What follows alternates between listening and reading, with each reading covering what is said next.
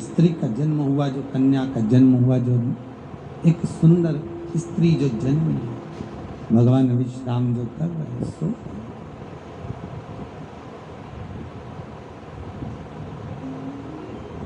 प्रकट हो गए।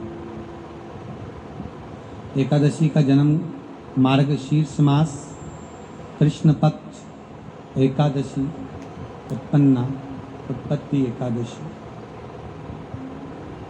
प्रकट। आप पुरुष एकादशी को देखा, कितना सुंदर व्याख्यान वर्णन है, जरा ध्यान दीजिएगा कि मात्र एकादशी का दर्शन ही पाप पुरुष ने करा और वो भी भाग गया। घर में अगर कोई एक व्यक्ति एकादशी का व्रत करता है तो उसके घर में पाप प्रवेश नहीं करता। ये देखिए कितना सुंदर व्याख्या। पाप पुरुष भाग।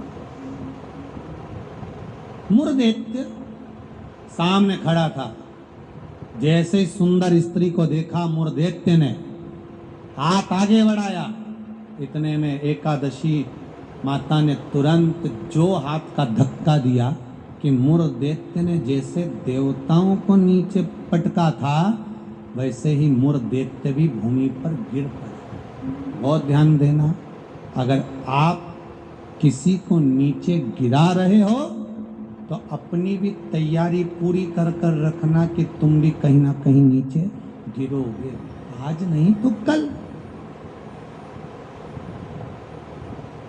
आप किसी के लिए खड्डा खोद रहे हो, तैयारी रखना, एक दिन आपके लिए भी होता है।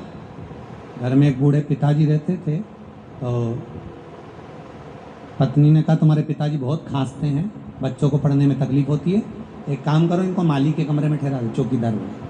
चौकीदार के कमरे में पिताजी को, हाँ, फिर रोटी वोटी भोजन वोजन क्या करेंगे, मैं यहाँ से सब भेज दूंगी, तुम चिंता मत करो। पिताजी को चौकीदार के कमरे में ठहराओ, एक घंटी लगा दो, पिताजी घंटी बजाएंगे, मैं यहाँ से सामान भेज दूंगी। ठीक है। पिताजी से बेटे ने कहा पापा बाबूजी आप पीछे के कमरे में ठहर जाओगे क्या चौकीदार वाले? हाँ बेटा, मुझे तो सोना है, कहीं पर भी सो जाऊं, उसमें क्या दिक्कत। हाथ जोड़ के पिताजी आपसे हाथ जोड़ता हूं, आप इस मकान में अंदर कभी मत आना, आप बाहर।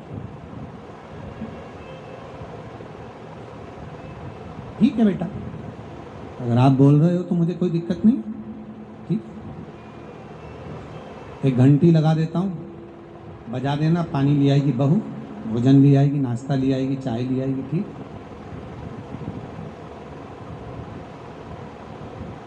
घंटी लगा दी, पिताजी घंटी बजाते, बहू सामान भेज देती। एक दिन पिताजी ने घंटी नहीं बजाई, बेटे ने कसम दी थी अंदर मत आना मकान। बेटा शाम को आया, पत्नी से पूछा क्यों, पिताजी को चाय भोजन नाश्ता वगैरह दिया? पिताजी ने घंटी नहीं बजाई, हो सकता उनके पास रखा होगा। बेटा शाम के समय पिता के कक्ष में जाकर देखता है पिता पलंग से जमीन पर पड़े हुए थे। पूछा, जल का छींटा दिया, बेहोशी में पिता थे, उठे, क्या हो गया पिताजी? पिताजी बोले प्यास लगी। पानी नहीं पिया क्या आपने? भोजन नहीं किया? नहीं, मैंने खूब घंटी बजाई पर कोई सामान लेकर नहीं आया। बेटे ने घंटी बजा कर देखी तो घंटी नहीं बज रही। पिताजी घंटी तो बज नहीं रही है। पिताजी बोले मुझे लगता है घंटी के तार को ऊंदरा ने कतर दिया होगा, चूहे ने कतर दिया होगा, इसलिए घंटी नहीं बज रही है। बहू का दोष नहीं है।